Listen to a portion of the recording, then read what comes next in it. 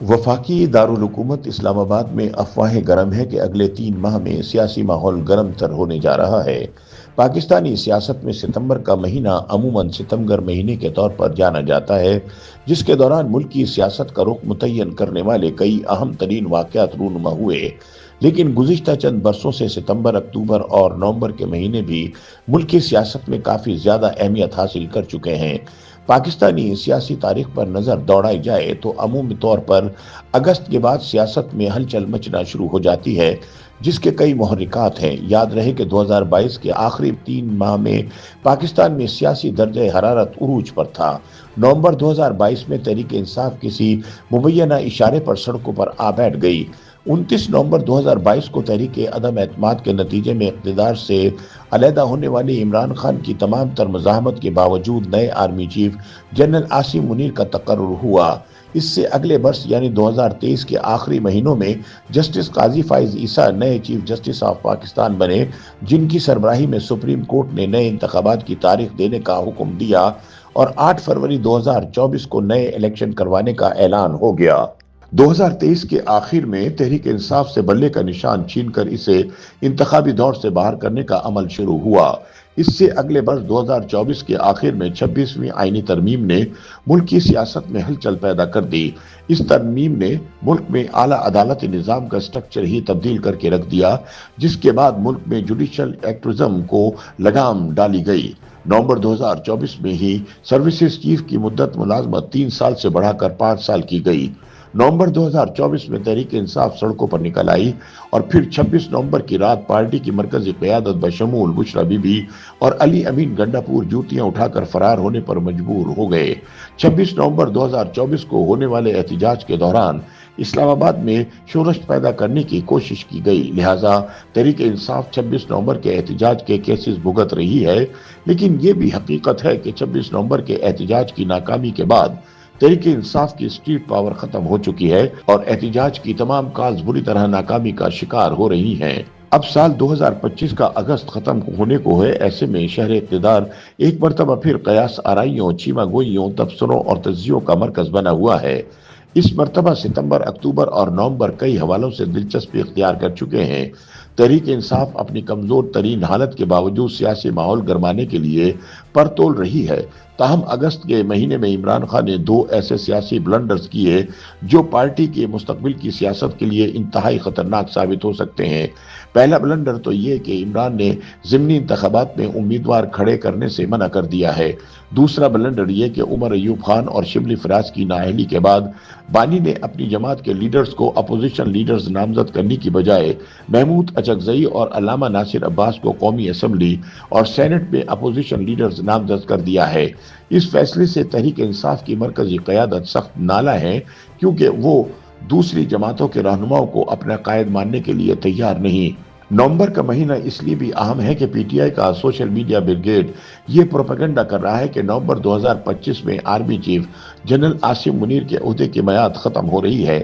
اگرچہ 4 نومبر 2024 کو پارلیمنٹ کے ذریعے مسلح افواج کے سربراہان کی مدت ملازمت 3 سال سے بڑھا کر 5 سال کر دی گئی تھی، مگر انصافی حلقوں کی جانب سے کہا جا رہا ہے کہ army chief field marshal Syed Asim Munir کی تقرری کا نوٹیفیکیشن چونکہ 29 نومبر 2022 کو 3 سال کے لیے ہوا تھا، اس لیے ابھی نیا نوٹیفیکیشن جاری ہونا ہے۔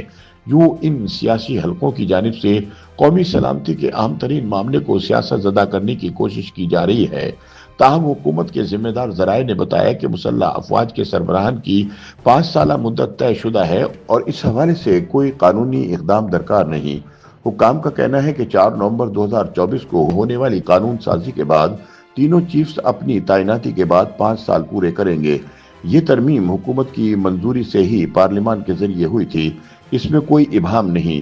حکام نے بتایا کہ ایئر چیف ظہیر احمد بابر سدھو، جن کی تقرری 19 مارچ 2021 کو ہوئی تھی، اسی قانون کے تحت اپنی خدمات کا 4تھا سال جاری رکھے ہوئے ہیں۔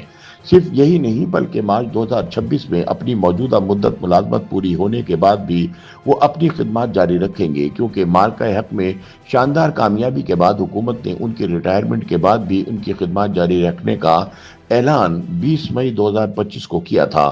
اس طرح سے chief of army staff field marshal Syed Asim Munir کی تقرری چونکہ 29 نومبر 2022 کو ہوئی تھی، یہ 5 سالہ مدت 29 نومبر 2027 کو مکمل ہوگی۔ پارلیمان یہ اختیار حکومت کو دے چکی ہے کہ وہ سروسز چیف کی ریٹائرمنٹ کے بعد بھی ان کی خدمات کو جاری رکھنے کا فیصلہ کر سکتی ہے، جس میں عمر کی کوئی قدغن نہیں۔ یاد رہے کہ پاکستان آرمی ایکٹ 1952 میں ہونے والی ترمیم میں کہا گیا تھا کہ چیف آف آرمی اسٹاف کی مدت ملازمت 5 سال ہوگی اور جنرل کی ریٹائرمنٹ کی عمر اور سروس کی حد کا اطلاق آرمی چیف کی تعیناتی، دوبارہ تعیناتی یا ایکسٹینشن پر نہیں ہوگا۔ اسی طرح پاکستان نیول آرڈیننس 1961 میں کہا گیا ہے کہ نیول چیف کی مدت ملازمت 5 سال ہوگی اور ایڈمرل کی ریٹائرمنٹ کی عمر، سروس کی حد کا اطلاق نیول چیف کی تعیناتی، دوبارہ تعیناتی یا توسیع پر نہیں ہوگا۔ پاکستان ایئر فورس ایکٹ 1953 میں ہونے والی ترمیم میں کہا گیا ہے کہ ایئر چیف کی مدت ملازمت 5 سال ہوگی اور ایئر چیف مارشل کی ریٹائرمنٹ کی عمر اور سروس کی حد کا اطلاق ایئر چیف کی تعیناتی، دوبارہ تعیناتی یا توسیع پر نہیں ہوگا۔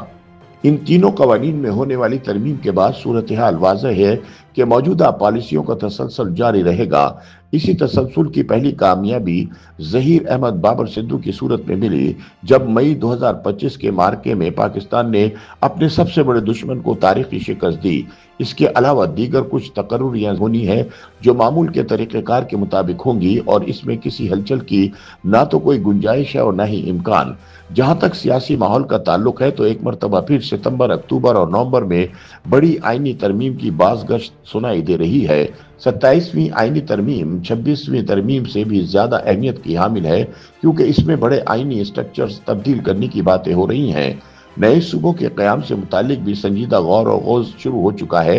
یہ بھی کہا جا رہا ہے کہ 18ویں ترمیم کے بعد صوبوں کو دیے گئے اختیارات میں تبدیلیوں پر غور کیا جا رہا ہے تاکہ گورنرز کے سٹرکچر کو بہتر بنایا جا سکے۔ این ایف سی کی تشکیل 9 کے لیے کمیٹی کا قیام پہلے ہی عمل میں آ چکا ہے، جو محاصل میں صوبوں کے شیئر کے کوٹے کا جائزہ لینے جا رہی ہے۔ یہی وجہ ہے کہ ستمبر، اکتوبر اور نومبر کے مہینوں میں دوبارہ سے سیاسی ماحول گرم ہونے کا امکان ہے۔ یوٹیوب پر گوگلی نیوز دیکھنے کے لیے youtube.com کی سرچ بار میں googly news T V type کریں۔ گوگلی نیوز کے پیج پر سرخ رنگ کے سبسکرپشن والے بٹن پر کلک کرنا نہ بھولیے۔ یوٹیوب پیج پر اپلوڈ ہونے والی ویڈیوز سے باخبر رہنے کے لیے بیل آئیکن پر کلک کیجیے۔ آپ کو ہر نئی ویڈیو کے بارے میں نوٹیفیکیشن موصول ہو جائے گا۔